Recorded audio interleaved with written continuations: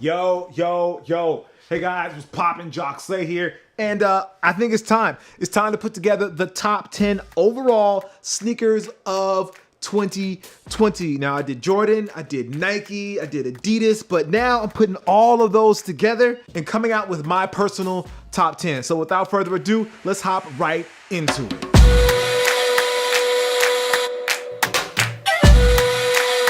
Look, before I get started, I just wanted to give a quick shout out to the Ghostbusters Reebok Ghost Smashers collab that just missed the cut. As a kid, I loved the originals Ghostbusters movie, the sequel with the fire New Jack Swing soundtrack, and the real Ghostbusters cartoon with the characters that look nothing like their real life counterparts. Anyway, if 6-year-old me had kicks like the Ghost Smashers at the height of my fandom, I would have lost my mind like that kid who screamed Nintendo 64 for Christmas. All right, let's kick it off with number 10. It's the Dior Air Jordan 1. So yeah, my dilemma was either putting this or the Reebok Ghostbusters at number 10. Let that sink in for a second. Anyways, the Dior ones, both the high and the low, was a sneaker behemoth in 2020. The clout you got from having a pair was really unlike anything we've seen in sneaker culture since the early days of Kanye and Adidas. I mean, you had clowns on social media trying all sorts of stunts with them just to get attention, and the sad part is that it worked. But once you strip away all of that, you're left with an Air Jordan 1 that looks and feels like a premium release. Yes, we can criticize the price tag all we want, but it's sold out and is reselling for 3 to 4 times its MSRP. It was meant to be a headliner and it achieved that goal this year, but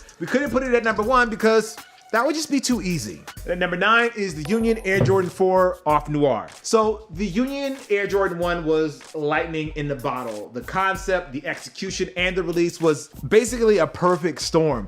The 4s should feel like a worthy follow-up in terms of not just replicating what made the 1 so successful, but it doesn't have the same spark. Let's be honest, I feel like there was a percentage of people that were hyping this up more than it deserved because they wanted it to be the second coming of the Union 1s, but it just isn't. It is its own separate entity though, and that's a good thing. Yes, the design borrows from the 1s in the sense that they both look like they were used or scraps left on the cutting room floor, but the way they pursued that look was totally different. They didn't just recycle an idea that worked before and made another corduroy sneaker for another brand. Oh, but this time it was Velcro. Yay, I guess. And we're not even talking about the way the surprise features of the 4s with the stitched up tongue that can be undone was a big deal. That was a brilliant move and a subtle troll that I think changed a lot of people's minds about the actual release. Number 8, Air Jordan 4 Shishiko. Okay, so I'm not going to say something controversial and claim that this pair is somehow better than the iconic Levi's Air Jordan 4 collab, but it's not a bad consolation prize if you can find it. The denim upper with the patchwork, the stitching style give it a one-of-a-kind look. Even fresh out of the box, it feels like something you've had for a while now, like a pair of jeans you've worn forever. I hope that once this lands in the hands and feet of more people, we start to see them customize them like they did the Levi's 4s, change up the colors, give them a pre-distressed look even more so than they already are.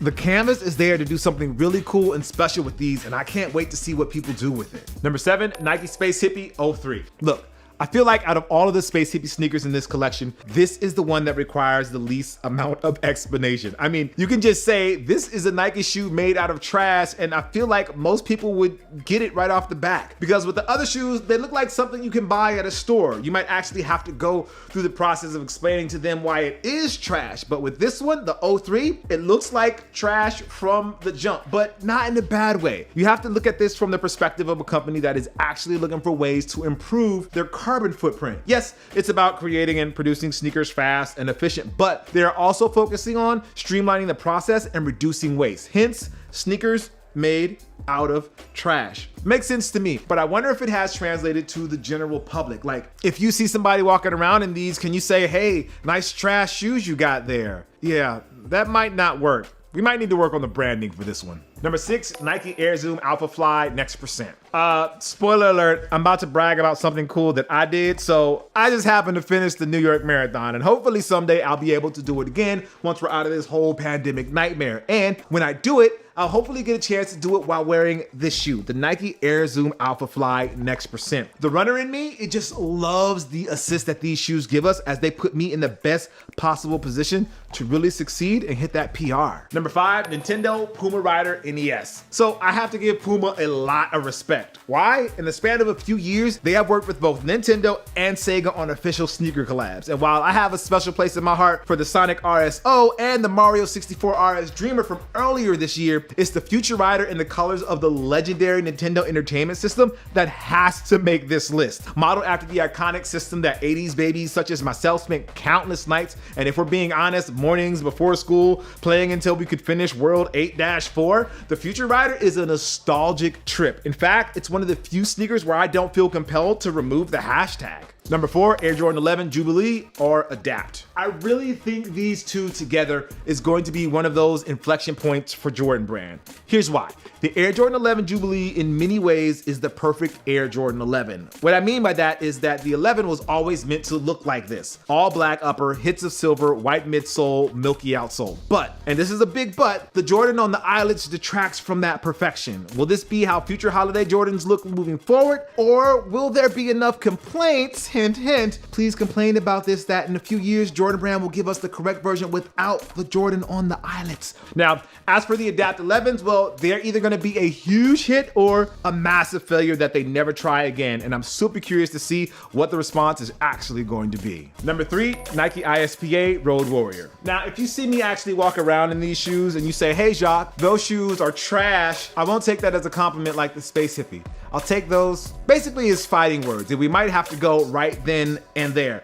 Just kidding. Obviously, I won't fight you over shoes. Kidding aside, Nike is at their best when I think they're doing experimental and they come out with something that I think is only going to be fully appreciated years down the road. I'm calling it right now. You might not like the Road Warrior, but within the next 10 years, I predict that these will be the wave, or whatever slang we have instead of the wave in the next 10 years. Number 2, Air Jordan 35 Bayou Boys. Our favorite Jordan of 2020 grabs the number 2 spot, and it's appropriate really. Like the Road Warrior before it, I think that people are gonna look at these Bayou Boys PEs that were made for Zion years from now with that same fondness that we do something like the Airship or the Nike Huarache that Kobe wore before he got a Nike signature shoe. It's going to be really interesting. It's gonna be an interesting footnote to Zion's sneaker history when he was embracing New Orleans life and culture. It's my favorite Air Jordan 35 so far, and it's going to take a lot to knock it off its perch as number 1 in 2020 or even in 2021. Number 1, Ben & Jerry's Nike SB Dunk Pro Low Quick Strike Chunky Dunky. So from the jump, there was something special, I mean very special about the Chunky Dunky. The way it replicates the look of a Ben & Jerry's ice cream box that you buy at a grocery store, or the bodega is like